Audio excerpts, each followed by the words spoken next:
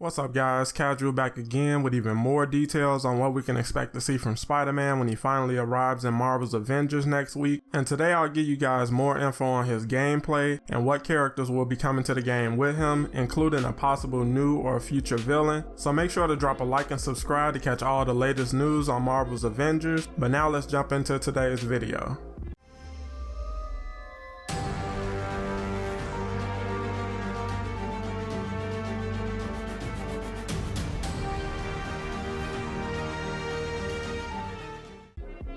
Yesterday we got our first look at Spider-Man's in-game footage, and it's been met with pretty mixed reviews ranging from excitement to being clowned about the presentation, but what we got wasn't a very accurate depiction of what we can expect to see from Spider-Man in Avengers, because after 2 hours of playing with him, the most important details we got were that he can sky swing and he doesn't have any new missions coming with him. So I'll try to fill in some of those gaps today, starting with the new details we got regarding his gameplay. We got 2 articles yesterday from GameSpot and Game Informer that go into detail about what they saw from footage they were shown by Crystal Dynamics and questions they were able to ask the developers. One of the biggest concerns for players looking forward to Spider-Man was how will his swinging work in Marvel's Avengers. And while we learned that he won't actually need to attach his webs to something in order to swing yesterday, here they say his swinging will be an expanded, less restrictive take on Kamala and Black Widow's swinging. So his motions and momentum will work the same, but the mechanics are a bit different since he's not limited by what he can attach to. And the logic behind this decision was to emphasize fun over realism.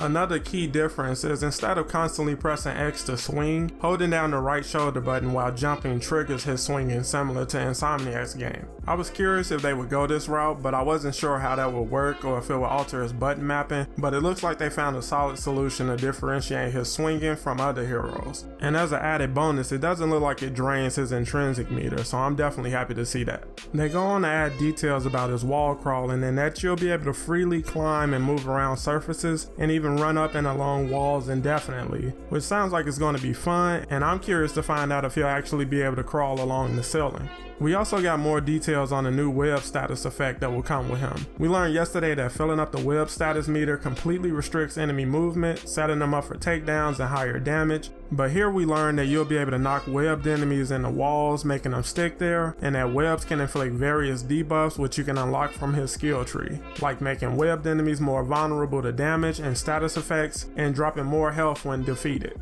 giving Spider-Man the potential to be one of the more solid support heroes with the right build. In GameSpot's article, we learned that he'll also be able to web up large enemies like the Adaptoids and the mechs, which I'm sure they'll break out faster than smaller enemies, but it's good to know that we'll be able to slow them down as well. We also learned about his web shooting modes, with the first being a charge shot, the second being web bombs, and a web tether mode that lets you stick enemies together and set traps on the floors and walls to catch enemies. They say he also has a wide-reaching web attack that pushes mobs back while immobilizing them. We got new details about his drone support, saying that it can web up enemies, heal Spider-Man and teammates, or create a bubble shield for Spider-Man. So players who have been playing the game consistently know each hero gets a lot better as you level up and unlock different skills in the skill tree. So he sounds like he'll be way more fun to play than what was presented yesterday by IGN. Another way Spider-Man will be different from other heroes is in the way he'll counter or dodge attack. Spider-Man will dodge when players hit the button when his Spidey sense indicator appears, and getting a perfect dodge grants a defense buff, and even his Spidey sense abilities will be able to be upgraded in the skill tree. So it definitely sounds like Crystal Dynamics has put in more work on Spider-Man than what they're being given credit for by some people.